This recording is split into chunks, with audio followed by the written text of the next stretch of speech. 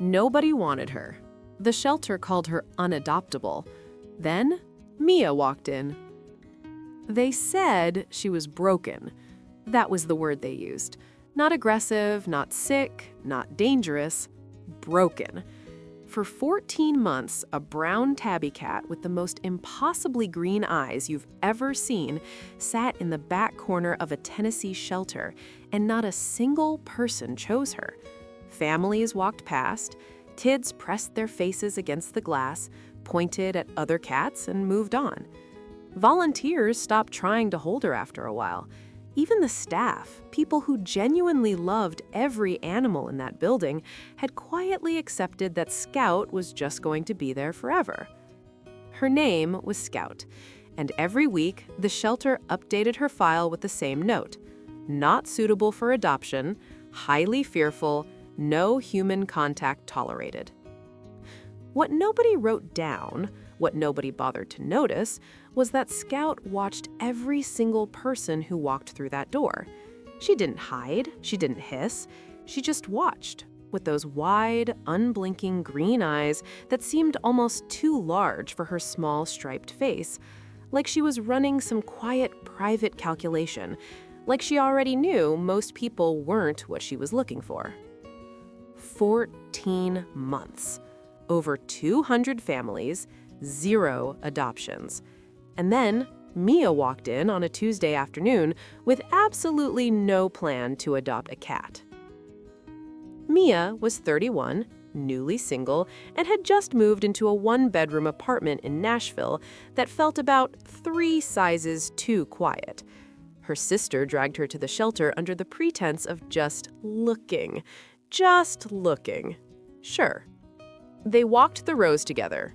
Kittens tumbling over each other, friendly tabbies pressing against the glass, a fluffy orange cat making direct eye contact and practically willing someone to take him home. Mia smiled at all of them. She kept walking. And then, at the very last kennel, in the farthest back corner of the room, she stopped. A brown tabby with green eyes the color of sea glass sat completely still, staring directly at Mia like she had been expecting her. She wasn't meowing, she wasn't pacing, she wasn't performing. She was just sitting there, composed and quiet, watching. Mia read the card on the kennel door. Scout, female, 3 years old, long-term resident, special placement required. What does special placement required mean? She asked the volunteer beside her. The volunteer hesitated just long enough to mean something. It means she's been here a long time. She doesn't warm up to people easily. We've had her returned twice. Returned twice? Mia looked at Scout. Scout looked at Mia. I'll take her. The first 2 weeks were humbling. Scout did not come out from under the bed. Not for food, not for the feather wand toy Mia spent 20 minutes choosing, not for the soft blanket she placed near the radiator, not even for the calming treats she ordered at midnight in a low-grade panic after Googling, "Why does my new cat hate me?" for the 4th time that week. Scout would wait until the apartment was completely silent, Mia asleep, lights off, not a sound, and only then slip out to eat and disappear before morning. So, Mia tried something different. She started sleeping on the floor next to the bed.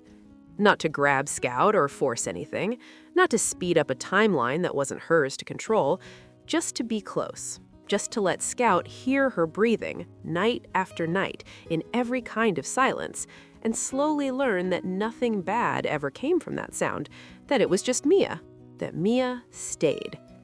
On day 9, Scout walked out from under the bed and touched Mia's hand with her nose, 1 single time, then backed away like it never happened.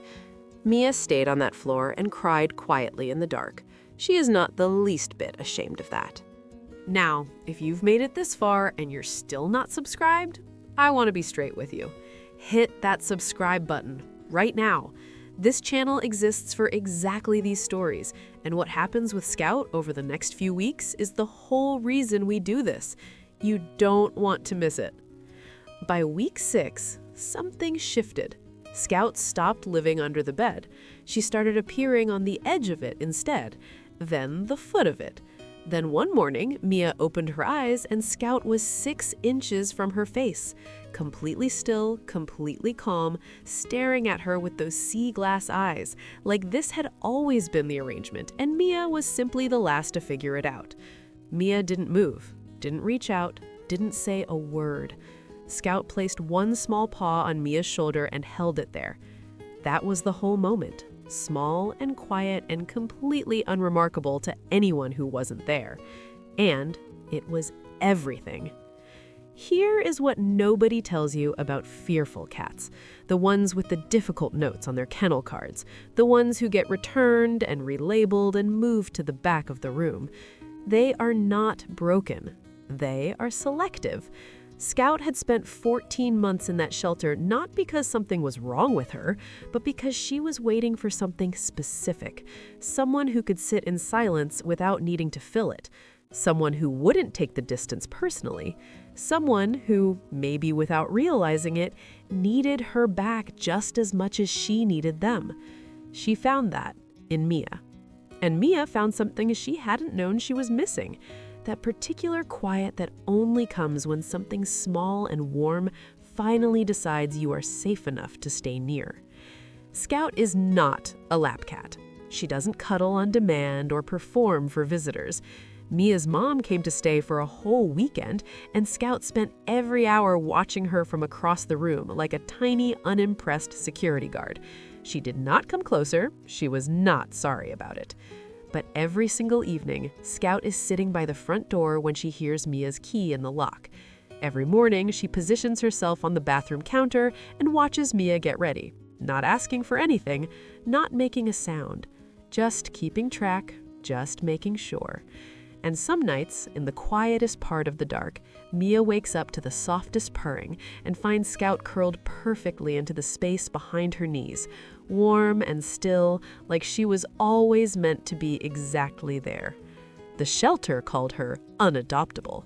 Scout called it waiting. Mia still has Scout's original kennel card. She framed it and hung it in her hallway, right next to the front door. Not suitable for adoption. Highly fearful. No human contact tolerated. Underneath, on a yellow post-it in Mia's handwriting, she just needed the right human. Right now, thousands of cats are sitting in shelters with notes that look exactly like Scout's. Cats who've been passed over so many times they've stopped expecting anything different. Cats who aren't broken, they're just waiting for someone patient enough to show up and stay. So, here is the question I keep coming back to. If you had walked into that shelter on that Tuesday, would you have stopped at Scout's kennel, or would you have been number 201? Tell me in the comments. And if you've ever taken home a cat that everyone else gave up on, I want to hear every single detail of that story.